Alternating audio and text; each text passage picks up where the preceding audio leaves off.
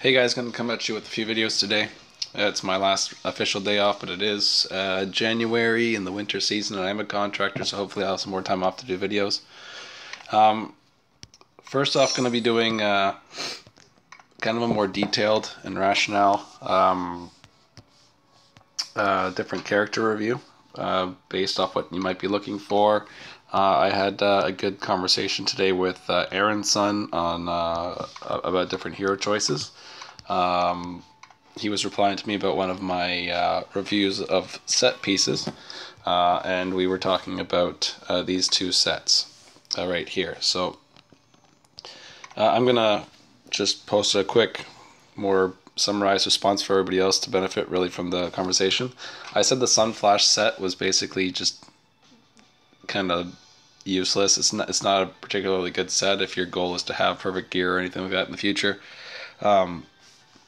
I also said basically everything that says area type character only, at least at this point in time, is pretty bad. There's just really not that great things. So he gave me the hypothetical situation. Well, what if you have Kitty on your team and you're in the SS, so you're aiming for SS for rank 10 scissor dungeons and cuckoo? It's a pretty pointed argument for that. And my response to that was, well, I don't have those things and I can still SS it in 4 turns to 5 turns. But this is a pure PvE-ish set and not even really that great in terms of PvE. The reason that it's not so PvP is because these different effects can only stack up to a maximum of 4 enemies in a perfect world. And all 4 enemies have to be in the area of the attack for it to work, and then you'd have a 16% bonus. But if you look at, for example, the Omniscient and Omnipotent set, that gives you a 15% buff all the time. Also has a chance to remove, or not a chance to remove, but will remove 1 debuff every turn if you have any on you. So, just by way of comparison to other things you might be aiming for goals, this if this was on for a black cap event, for example, I'm basically saying it's a bad idea to go out and spend a bunch of money to try and get yourself one of these. Now, that being said, what this set would be good for is pretty focused in one area in my mind. Killing minions or kind of mini-like bosses, I guess. Some levels, especially in the tower, have huge excesses of guys where you're just basically completely surrounded all the time, where maybe if you did raise Kitty, again for the example, you have this huge area, maybe Chenny, huge area, you could be able to get, you know, maybe 6 or 7 different characters into the target box on your attack. That would be pretty cool. Actually, it would be really good. What I'd be really good at is why can't I ever think of the name? The Queen's Bedchamber level, where you're surrounded completely and every single square is filled by an enemy. That would be this would be great for that point in time. For your first turn or your first 2 turns probably would be really good to have this set on, because you get a huge bonus. But those are really kind of finely pinpointed things. Like, for the most part, the general census is good at like your second thing that you're doing in every single fight in PvE. All right, well, there's here you start. You have your characters, your formations all ready to go. Turn 1, you're gonna start your goal of wiping out everything in between you and the boss, and then you're finally gonna kill the boss. This is really good for doing that. It's really you're always going to be surrounded by or outnumbered by how many things are going to be fighting against you in every level, no matter what you're playing. So there's always going to be more enemies than you, and this is going to be great. It's going to be a very constant theme anywhere after Mustache Island is basically going to be following around that theme, where they're going to have the odds somewhat stacked against you in numbers, but you're going to have the stats to deal with it and things like that, and the formation, and you're going to have better control than the AI's decisions.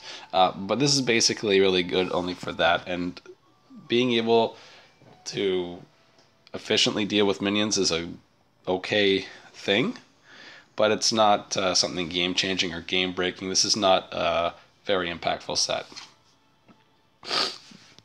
Now, another set we were looking at was this set down here in the 4 stars. It's the top of the 4-star in terms of SS, I think. Yeah, right there. Okay, so the Tower of Dawn Guardian set. Now, this set must be bugged, is what we came to in conclusion. I think that there is no bug. I think that Aronson maybe just mistook something with one of his stats. Maybe he had a potential on his gear, for example, or something that gave him increased defense by percentage of hit rate or something like that. And maybe that's what it was, but he was getting a defense debuff for using it. Now, how this works, it activates on owner's skill use. So, and it lasts for 1 turn. So Aronson thought that it's basically always on when you're attacking, because you would go to use your skill and it would turn on, and then it would give you the hit rate bonus in the calculation as you're using the skill. But what he did find out, because that's something very hard to tell, because obviously you can't pause the game and check your stats the instant after you click your skill and before it fires it. That's not possible. It's all one motion, really. But what he did find is that, or what his theory was in testing it, was that if it worked the way that he thought that it worked, then on his next turn, when it came around, because it would only work for the 1 turn, so by the time it gets to his turn again, before he uses his skill again, it would turn off. And what he found was that the second time he did his turn, he was benefiting from the effects of the piece of equipment. Now, he equipped it to his Frule, and the only these 3 pieces are the only equipment that he had on his Frule at the time. He had all the other slots clear, and he just tested it on some random level. So it's completely away from any kind of other influences from other sets or potentials from other gear and things like that. It's just whatever he had on this specific set. And I believe that, or my original belief, and what I said to him, is that if it activates on the skill use, then it's going to be beneficial for you on the next turn. What I'd said to him is I don't really think it's a great set, because like the effect from the set itself doesn't really feel SS 4-star worthy. Like we're comparing this to Pathfinder and Ghost Step sets. Like, this is a very underwhelming effect. Even if it was on permanently all the time. If it was on permanently all the time, it still wouldn't be that good. But what he found was that it worked for... Well, he can't prove if it works for the initial skill from the very first time you use it, but it does turn off after the next turn's skill use. But now you're thinking, well, doesn't it activate on owner's skill use? What's with that? Apparently, this gets 1 activation per fight. So for the whole level, the very first skill you use is the only time you'll get the buff to turn on, and then your next skill, in my opinion, is the one that benefits from these stat increases. So it's a pretty, hopefully bugged, but bad set. I'd really like them to see this, like, just turn on after the owner's skill is used, and then it stays with you for the rest of the fight, or just make it flat. Just remove the condition altogether, because I still don't think that it's that amazing, especially considering it's an SS and it'd be really, really hard to get. It's really sad, because I like, just in the artwork and the animation, I like how this this set looks. Like, I just think it would look cool, all decked out in pink in your equipment inventory. But anyway, going away from that, we're going to be looking at heroes here. I'm going to be giving more in-depth looks at characters. So I'm going to do these videos. I'm going to be doing them 4 to 6 heroes at a time. I'm just going to make a big chain of them. I'm doing this kind of in response to some things I got on Reddit. I'm just going to open those up. I have these 2 threads on Reddit. the one somebody posted a video of me. It's a pretty bad video that I made, to be honest. I was pretty psyched out. I had just gotten a bunch. I had just done my first crazy pay to win thing in the game, and I dropped a ton of cash down late December, and I made this video literally like that night or the next day or something. Anyway, either way, I was pretty stoked because I had actually just gotten like some really good stuff for the first time. And I was happy because I had just gotten whatever. But I have these people who are basically saying that I've done basically nothing but pay a bunch of money, and that's the only reason I ever got to where I was. But I was in the top rank, top 10 for 2 weeks before I had almost any of this great set gear. But the things have gotten so competitive in the top that I felt that if I wanted to stay competitive in the top, that I'm going to need to actually start kind of dropping some bills. I spent more in the last 2.5 weeks. No, about 2 weeks actually. Yeah, no, I'll call it since December 15th actually, because that was my pay scale is on the 15th and the 31st of every month. So those were my two biggest checks of the year, on the 15th and the 31st for me. So Christmas time is generally very busy, and I'm a contractor, and that's just the way the business goes. So I kind of splurged from there. But up until then, I had other things to deal with. I have my taxes dealt with, and if anybody's Canadian and knows what I'm talking about, I had to get my HST paid. I had other things to pay for. I didn't have all kinds of money lying around to just blow on a cell phone. I had a lot more left over after paying certain things than I thought, so I kind of splurged. So I was pretty happy about that. But I could see some people how they would perceive me rubbing things the wrong way, or kind of getting some people upset. But I know that I have helped quite a few people to get through tower, and have put up some decent strategies and some good ways to do things if you don't have enough heroes or things like that. Definitely have been deleting 5 people a day for ever since tower came out, to friend people up so they can take advantage of my mercenaries.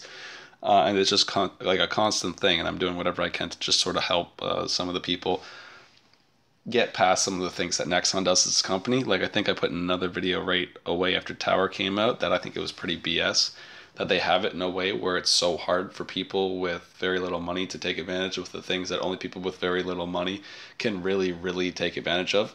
Like, a lot of the players that are super pay to win have the money to just get whatever they want. They don't need to hopefully get a set piece per month and hope it's something really good. They don't really need that. Actually, the only person I think who has gotten an amazing set that is semi-pay-to-win-ish was Crowhex, and he got a Pathfinder set this time around. I think on the 2nd of January he finished, and I saw in the chat he got a Pathfinder set. I was so jealous he got a Pathfinder set. I got the space set, and I was pretty upset with that. But there's some people coming to my defense here, but there's like this mystery origin guy is pretty. He's pretty salty, to be honest. He's kind of coming at me pretty hard for a lot of things, and he's saying a lot of his comments are saying that I'm comparing myself to people unfairly, that I am saying that people's choices in their heroes, which he says, let me just find the exact wording that he used. I don't want to.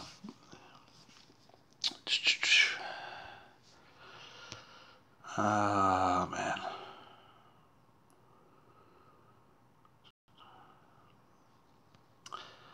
Oh man, I wish I could find the exact wording that he used. I don't know in which post he put it in, but he's all over this.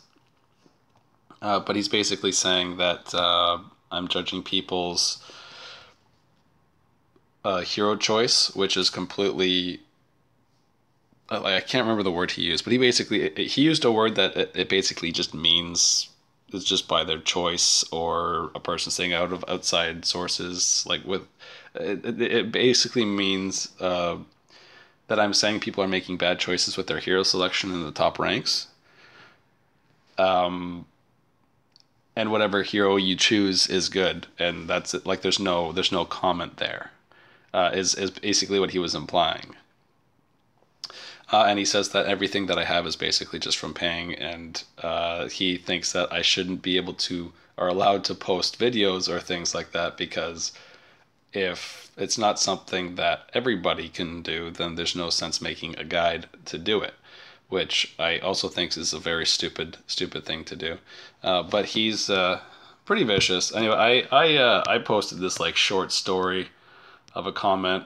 I was pretty pissed off when I read this. But then there's other threads like this one over here. People are pretty nice. Excuse me. People are pretty nice. A lot of people showing some appreciation for the work. And the people on this thread, instead of just making up whatever they're hearing based off one or two things, I like the comments in this thread where some people are actually talking about the different things with the explanations behind the things. And they're really going through the information, taking in the information, and they're actually having good comments to talk about, well, is this good, is this good, is this good, this is what these characters do, this is their goal, this is how they're designed, this is a really good place for them to be, how about this character instead of that character, and there's actually good comments and good conversation going on. And everything here has a reason, whereas over on the other thread, it's more like some people who are pretty salty about pay-to-win players are coming down on me pretty hard, and there's no conversation going down at all. And like over here, like I don't want people to get the idea that I'm like trashing Redditors or things like that. Just that you're gonna have to be careful when you're going through things like this. A lot of people are gonna be posting crazy hate mail, basically directed at individual people. In this case, it's gonna be me. When they find offense to something in some way. Some people are just way too sensitive on the internet, and it's just what there's nothing anybody can do about that.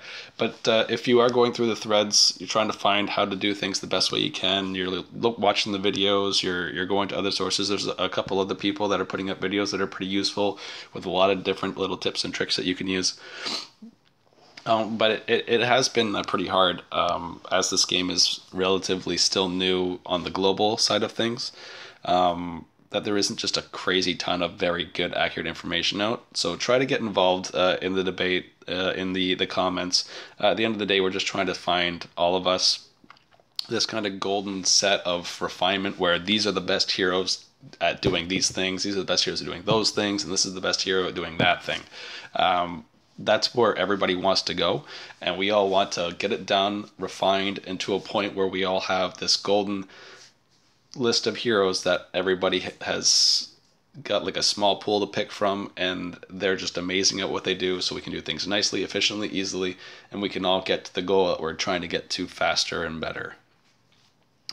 Anyway, just wanted to draw some attention to that. I'm so bad at this mystery _ origin person. If he watches this video, then please leave what your game name actually is in the comments, and then we want to do a quick review over your characters and see how you're doing things. Because I highly doubt that you know anything about this game unless you're just like, this looks like you're pulling shit out of your ass and being kind of a bitch to me, to be honest. Anyway. Let's see if he even wants to have a little bit of a debate. If he wants to challenge a specific individual point or something like that, then I have a point of defense. Then I would go at it with this guy. But like he's just not really. He's talking as if. Well, this is a post 8 days ago. He's talking as if 8 days ago was like where how I've always had my equipment. Everything that I have, I've always had since before 8 days ago, and he's talking of specifically 8 days ago. Like I said, I admit at the beginning of the video, I started spending crazy just after the 15th. Though I was trying to hold off for a bit to see what they were going to be giving away or what kind of deals they're going to be doing for Christmas. So around the 22nd or 23rd, I think they started having some good-ish deals coming out in events. So I did try to take advantage of some of those, and I got some pretty good stuff. But up until then, I was too afraid of my taxes to go crazy on this game. Anyway. Let's go back into the characters. This is going to be a PVE and PVP sided video for characters. We're going to be talking about the different things that each character really does very well. I'm only going to be dealing with characters that are out right now, and we're just going to be talking about like kind of 4 basic things: where this hero goes, where it's going to go, what it does, and how well it does it. And sorry, did I say 4 things? I meant kind of 3 things, but it's going to be more detailed than that. But there's going to be this. I really don't have a good way to define all of the heroes at what they're good at and how they do it. I don't have this foolproof, like you just click this in the spreadsheet and then it just arranges them all by this is the best hero and this is the worst hero. I really think a lot of the things are very subjective to what your goal is for what you're doing. And that's part of the fun of the game, because it would really suck if there was just 4 heroes that you raised and they were the best heroes and that's it in the end. Anyway, I'm going to get into it real quick. First, we're going to be talking about Chenny. I'm going to just do it in the order that I have them here. We're going to be talking about Chenny. Chenny's a phenomenal hero at basically everything. Just looking at her skills, her first skill has an added effect. Now, the added effect's actually pretty good. If the target is a fellow scissor type, deal an extra 7.5% of its maximum HP. That is a pretty damn good benefit for a first slot attack. Now, most characters don't have benefits to their first slot attacks. They're just attack. Like, for example, Kai, it just attacks, slashes the enemy. It does hit everywhere around him, which is good for melee characters, but Chenny, for example, hits a bigger area and it has a cross formation that it hits too. So it's actually a pretty amazing skill. Like, a lot of people overlook first slot skills by a lot, but this is one of the best first slot skills in the game. Not the best, but one of the absolute best. Definitely top 10. Her second skill lowers movement, but it is a chance, and it's 75% at max skill, which is cool, but it is still a chance, and it only lasts for 1 turn. Because Chenny's movement is sorry, not Chenny's movement. Because most characters' movement is around the 4 mark, it's not really that particularly good, because this skill has a range of 3. So unless there's some obstacle where you could hit them out of range, you can't really use this to abuse the movement of some characters. Like, you want to compare this to, for example, Alfred's third skill, which hits a huge area. Actually, it hits the same area as the range area on Chenny here, but it has a 100% chance to reduce all movement of everybody inside by 4. Now, that would be an example of, that is probably the best CC skill in the game if you're trying to lock people from where they are and stop them from moving.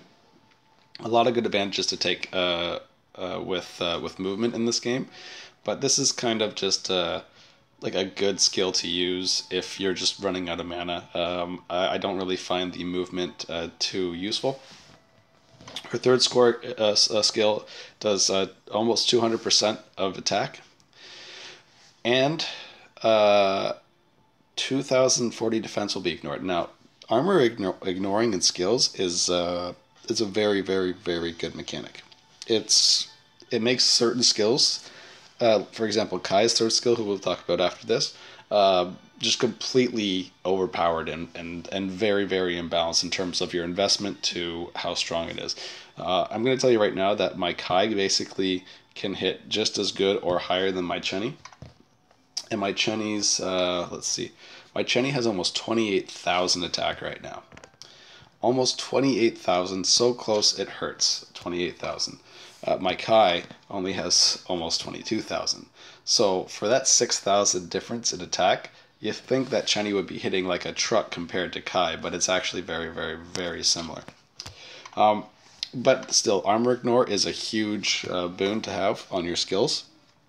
In terms of doing straight damage and huge hits, just straight up killing the enemy, death obviously being the best status effect to inflict on your opponents.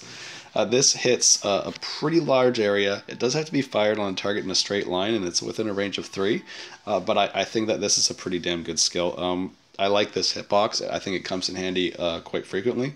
It's not so handy in the Tower of Dawn, quite honestly, because a lot of formations of the enemies on turn one are generally in a way that really kind of stomps on formations like this.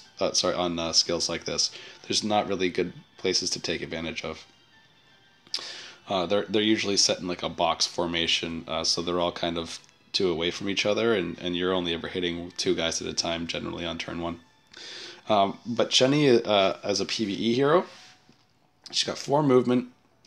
She's got a high mana pool, which is probably the greatest thing to have in PvE. She does quite a lot of damage. Her passive makes her ideal for quite a lot of things. A 23% attack increase for having full health.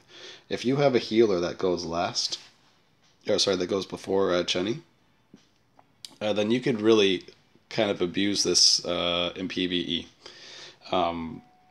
Just by keeping her up nice and healthy and just always giving her like sweet positionings. Don't keep her on the front line, though you could if you have the gear. Just keep her kind of somewhere in the mid-range. She's going to be sniping areas from behind, sort of staying at a safe distance, and you kind of treat her, even though she is a balanced hero, you kind of treat her more like she's an area attack type hero, because she does have good area coverage for her attacks. She does so much damage. It's pretty unreal. Chenny's one of those characters that scales very well. The more you invest in her, the better she gets at a noticeably higher rate than many of the other heroes in the game. And for PvP, it's the exact same.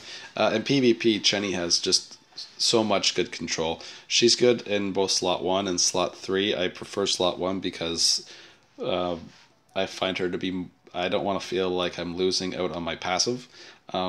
If you ignored her passive, then she'll be an okay slot 3 hero because she is still tanky enough. She's got good area attack type.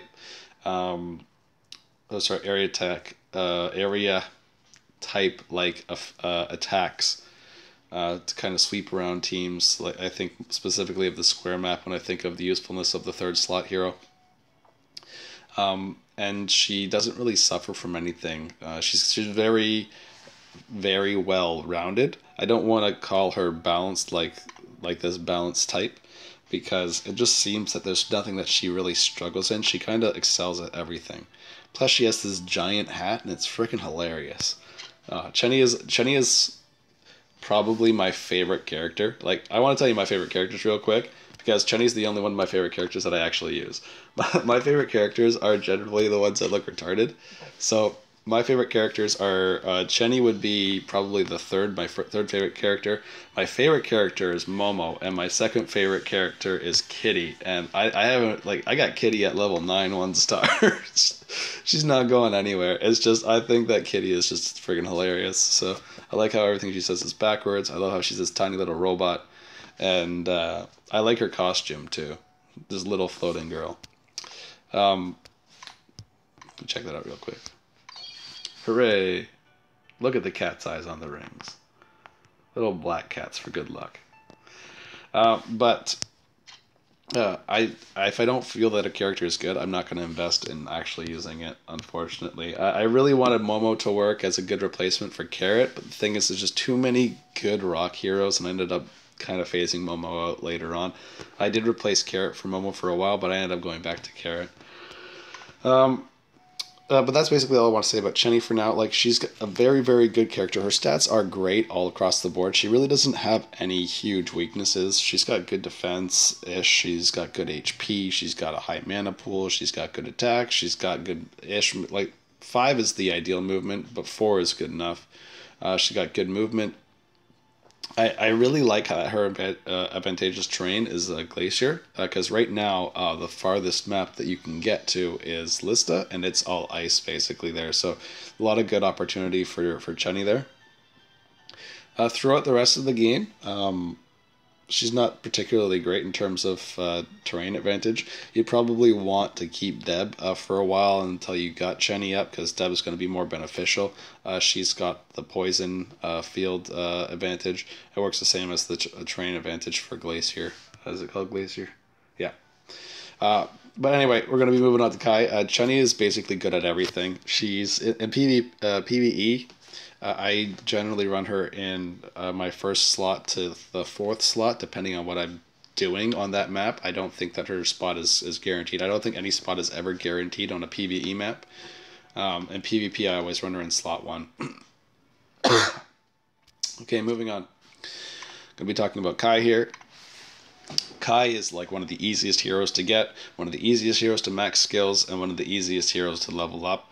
And even with all that easy mode, he is still so strong. His passive is kind of bad, if I have to be completely honest. If HP falls below 30%, another 2,000 defense really isn't actually going to save him 99 times out of 100.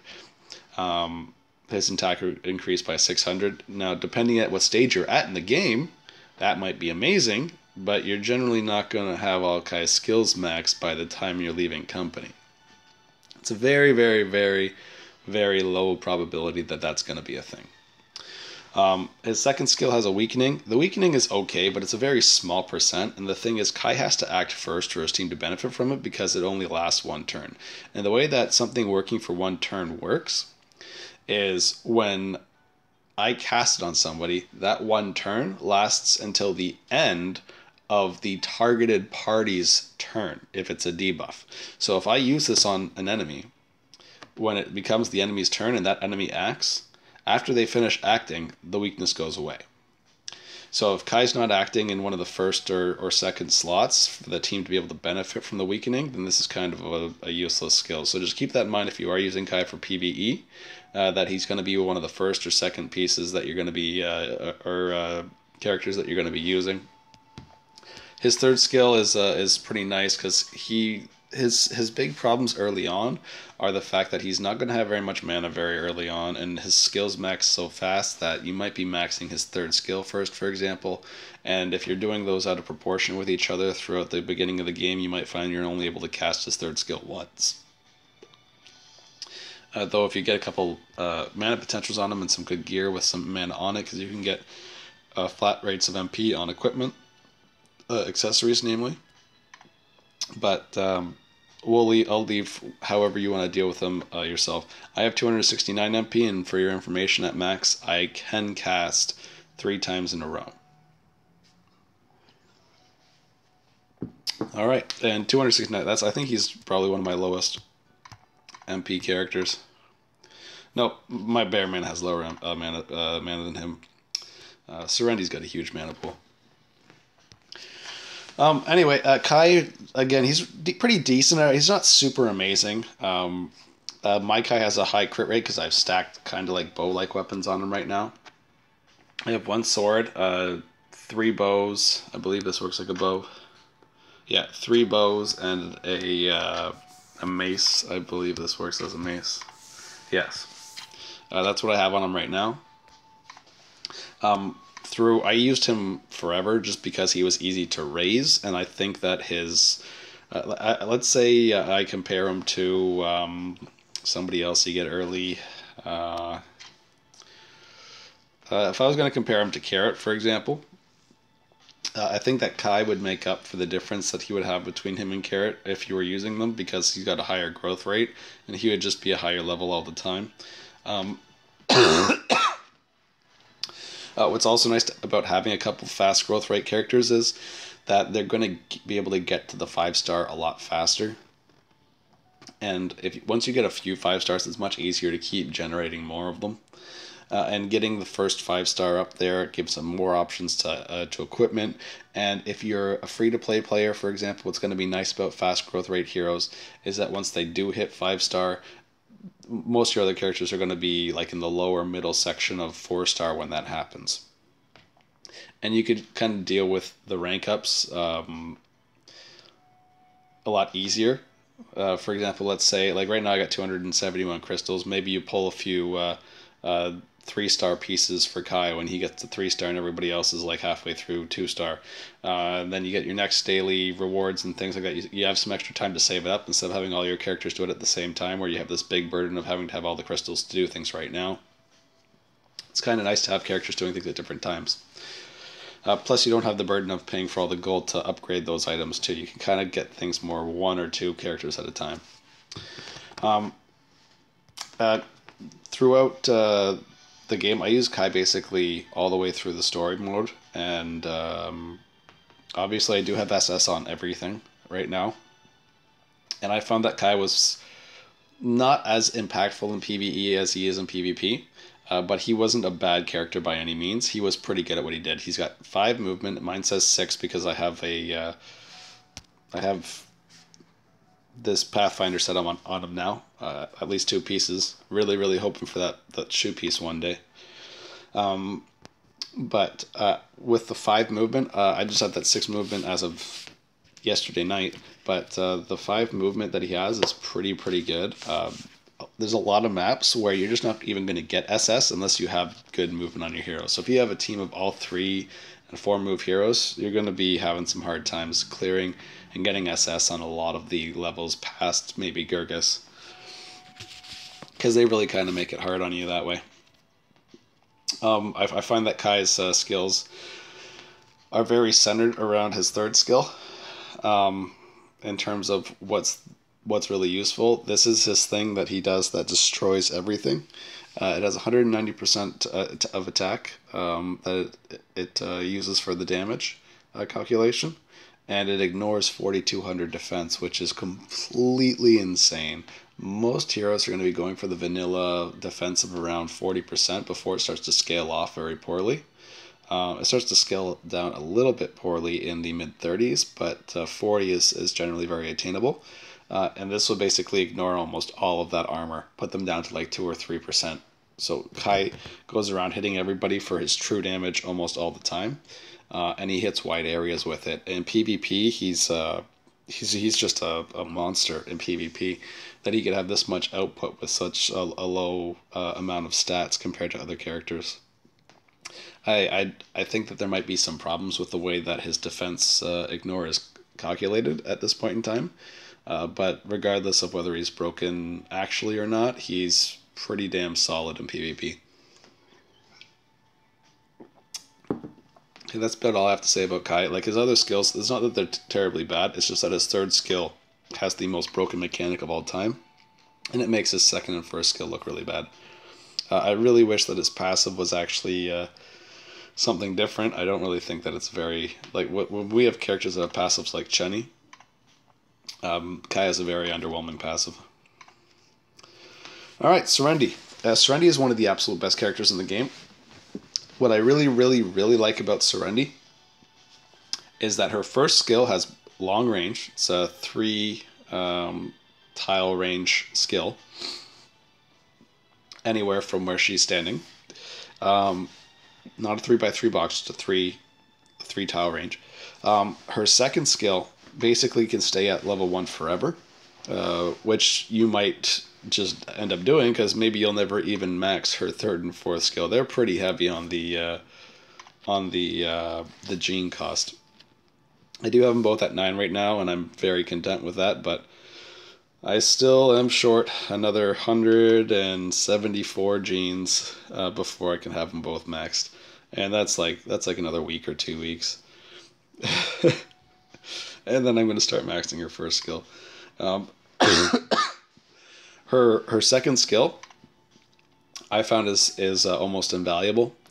Stun immunities, charm immunities, confusion immunities, those things are all like super hard and super rare to get as immunities on your characters. I've spent at least 50,000 mana stones, at least, and I have only ever gotten 1 stun immunity on Momo. That is just really bad luck. I don't think that reflects the actual rates of getting them. Keep in mind, but I have gotten jack squat for immunities. So if I didn't have Serendi to save my ass when I got charmed or confused or even disarmed, I believe this also removes disarm. So if you get your character disarmed, you have Serendi around to turn that disarm off. You can save your character's turns, because Serendi's not always going to be able to go around spamming her 3rd skill forever. She does have one of the best mana pools of any characters that I have, which is amazing. Also, she is another one of these so-called balance types, which is probably code for really overpowered in this game. because she's kind of really good at everything. I don't find that she has anything that she's particularly bad at. Her movement isn't very good, but almost everybody that uses Serendi invests in getting her costume for the extra movement. Her passive gives her 2 movement, and I even have an extra set of equipment that gives her another movement. So I've got 6 movement on my Serendi with her passive active, and I got 4 movement without. So I believe her base movement, just without anything, is 2. So when you look at her for the very first time, it's going to seem like she's probably too hard to use or just not a good hero. But once you do start using Serendi, you will not be disappointed. She's free. You get her just throughout the story for playing through. You get her infused, and she's 100% free. So the only farming you ever have to do is for the genes for her skills. Though it would seem that with the price of some of these, it looks like you're paying double anyways. But her skills have very good hitboxes. They're very, very, very easy to hit at least 2 axis when you're hitting. So hitting the top and the right, for example, like she's generally very versatile in being able to position herself in a way that she can hit up here and over there at the same time. Her charm rate is the highest of any charm skill in the game. I believe in beta it actually used to be 100%, but now they have it nerfed to 75% at level 10. And her passive is spectacular. Unlike Chenny, it gives her a little bit more play space. She could have HP 80% or higher, not 100%.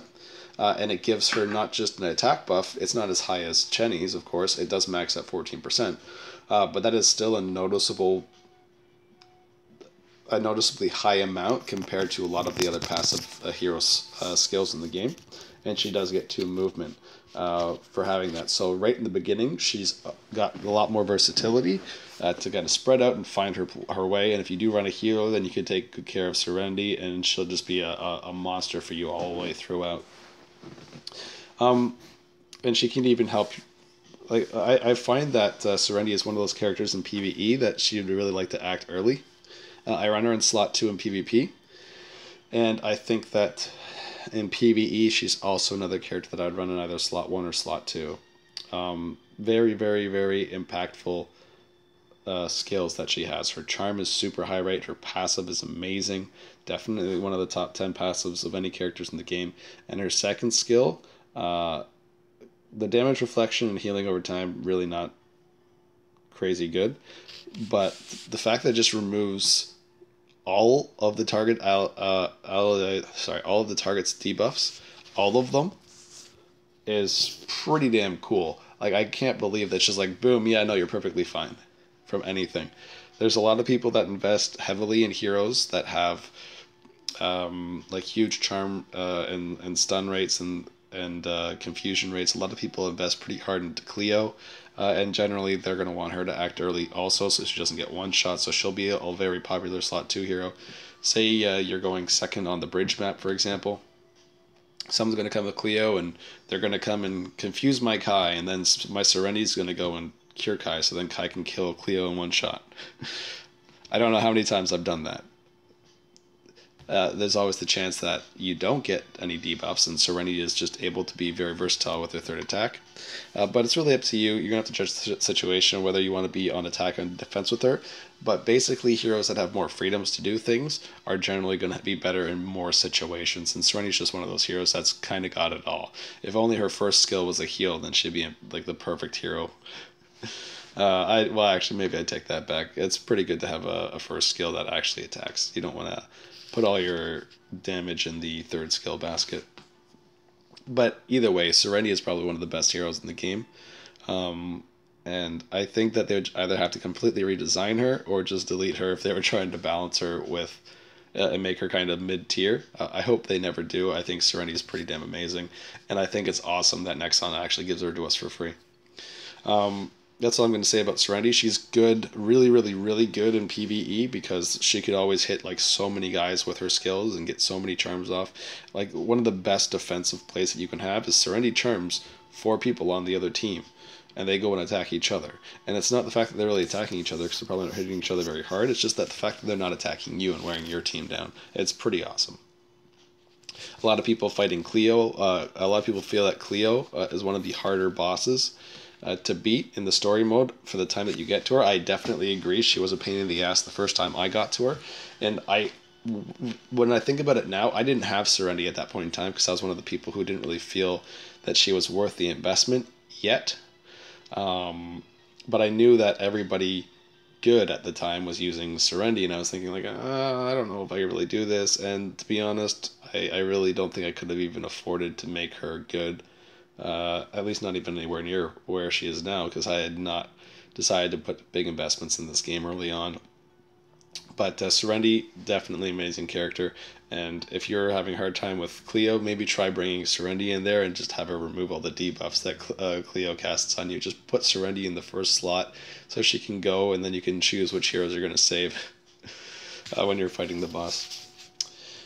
Anyway, Bearman, this is the last character in my PvP team. That's my regular PvP team. Now, what's scary about Bearman is his stats are monstrous. These are the only two sets I have, and if you think that these sets are really broken, I use them just mainly for the aggro. They don't actually make my character amazing. Like, aggro is basically only good if your character already is amazing, and it's just not going to die. And Bearman just does that by himself already. So the only things I really get in terms of stats from these two sets is 2,379 HP, and over here we got 1,757 HP. So with another 4,000 health, my Bearman, just with good potentials, looks like this. And that is pretty badass. I remember in the beginning when I was saying that Bearman's going to be amazing, and somebody was really criticizing me in chat, saying, yeah, good luck with that, let's see how that works for you. Well, it's working pretty damn awesome. Bearman's got 4 movement. Now, Jack and Chris have 5 movement compared to other tanks. Also, through PVE, if you're choosing a tank, Bearman is going to be a tank that's a lot better with a healer.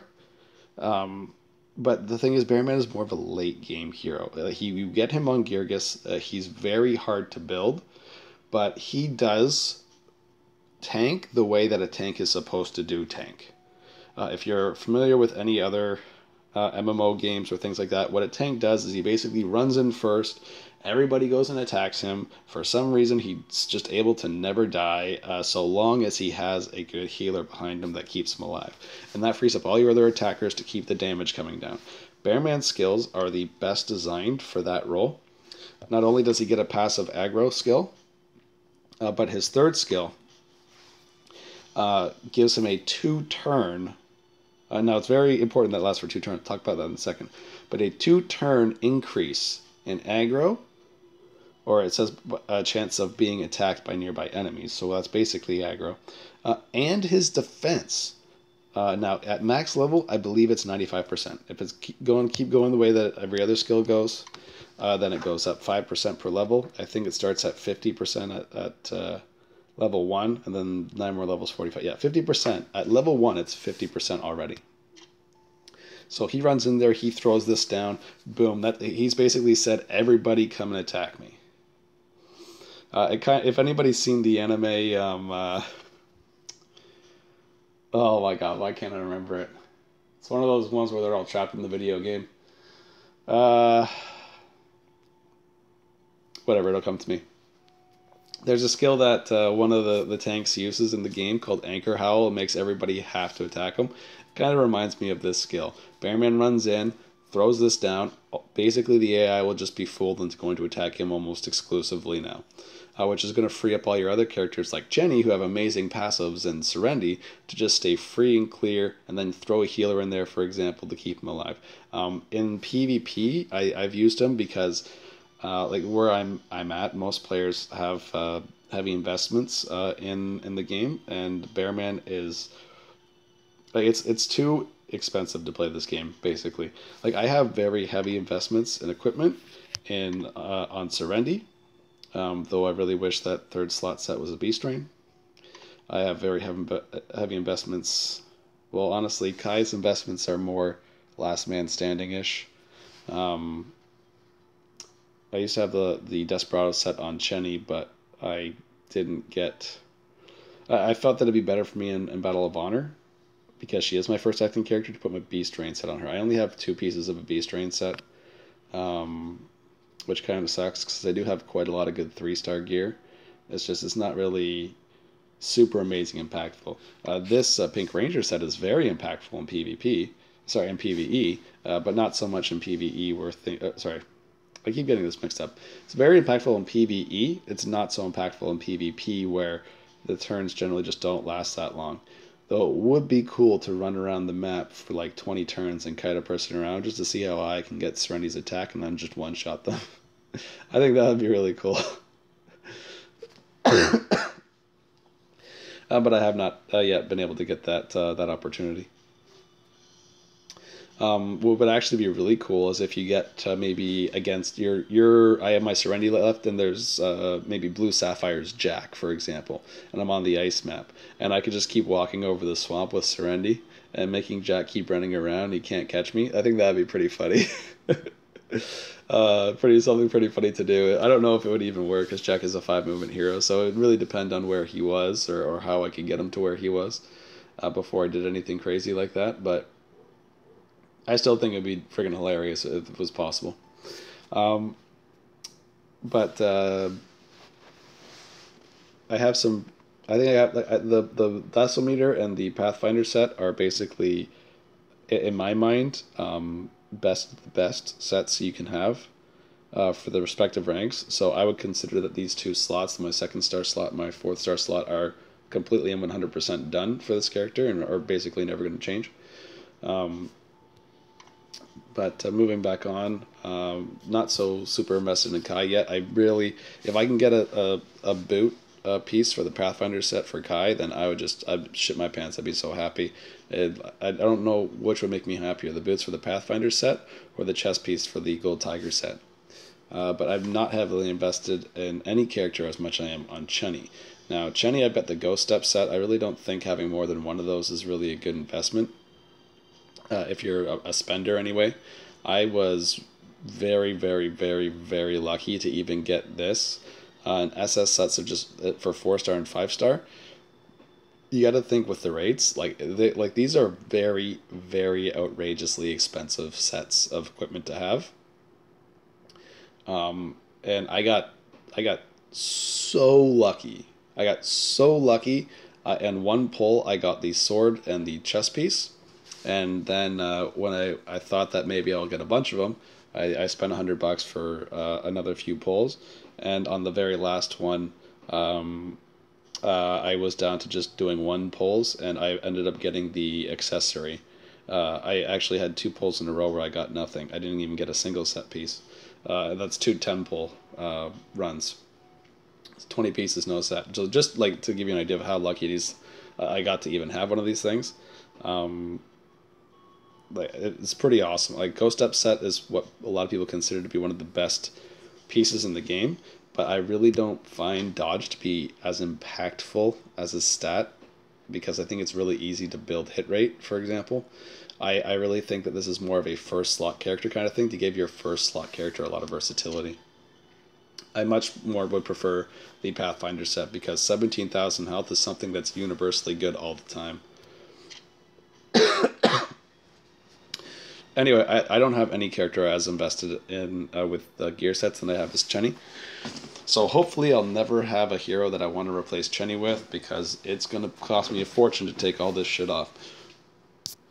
But anyway, that's where I'm going to end this video here. I just want to do that gear comparison there just to show that Bearman is one of those heroes who's going to be amazing regardless of whether or not you have good set gear or not. The aggro stat for me is more of a PvP stat, not a PvE stat, because I find that Bearman's able to increase his aggro enough with just his 3rd skill without having the sets in PvE. But in PvP, he runs in the 4th slot for me, so he doesn't get to cast his skill until everybody else has a turn to act. And what I've found is very often characters will come out of their way and maybe on the bridge map, for example, not attack Kai if they have the ability to hit from the lane over, or if they have a Ghost Step set themselves, for example. It's very common for high level players to have Ghost Step sets, at least one. They'll run to the next lane and they'll go attack Bearman, completely protecting Kai from any kind of attack. So I've had some pretty amazing things happen with the aggro, and I don't find it to be particularly situational. I think it's really, really good, especially because the two aggro on the aggro bits on the sets stack very, very well with his passive skill. But Bearman, definitely the best regular tank in the game. Though for most people, if you're not having the DPS, Jack is definitely going to be a better choice for you, because Jack is going to be able to do 20% of the boss's HP, heal himself. If you could even get one set with a little bit of aggro on him, because Jack doesn't have any natural aggro, so he's not always going to do the role of the tank for the majority of the fight. It's just he's more of a boss tank kind of player. He just eats bosses. That's what he does.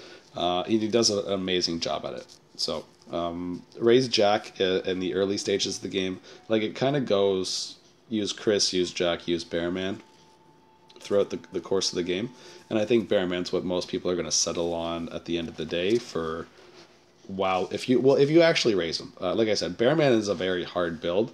I've wanted him since even before I got to Gurgus, and I've been working on him basically since I got past Gurgus, and I still don't have his skills even close to maxed.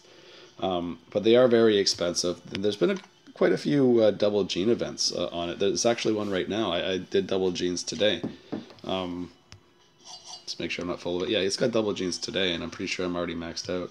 It's the first thing I did this morning. Oh, no, damn it. I still have one more victory to go through. But I might even consider just using some crystals today, but to be honest, I feel that spending crystals to get genes is... Like, you know, I always feel to myself, you know what, if it was Cuckoo Dungeons, then maybe it'd be, like, that's a huge impact on level. For this, it's just... Like, I might have to reset 4 times to get 1 skill level. And that's just, like, that feels to me like I'm just wasting a crap ton of crystals. It's just better to wait till tomorrow. Now, if you spent 20 crystals and it reset all 3 levels, then that would be cool. But anyway, I'm going to end this video here. It's gone on for a very long time, a lot longer than I expected it would go. And I'm going to be talking about more heroes going on.